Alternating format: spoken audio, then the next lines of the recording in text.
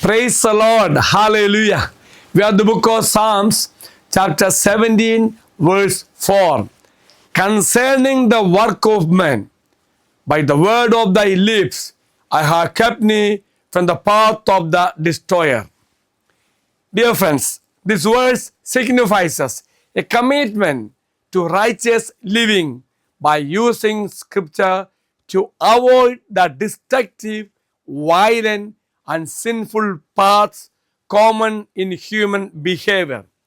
David, in his psalm, claims that by obeying God's word, he has shielded himself from joining in the sinful actions of the wicked, showcasing a conscious, active refusal to participate in evil ways.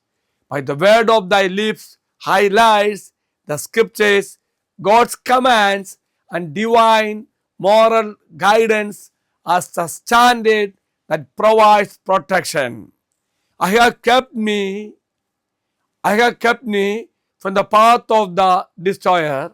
This means through the application of God's word, the psalmist avoided sinful, dangerous habits and the way of the devil.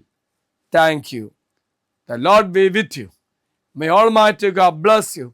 Father, Son, and the Holy Spirit. Have a great day to everybody.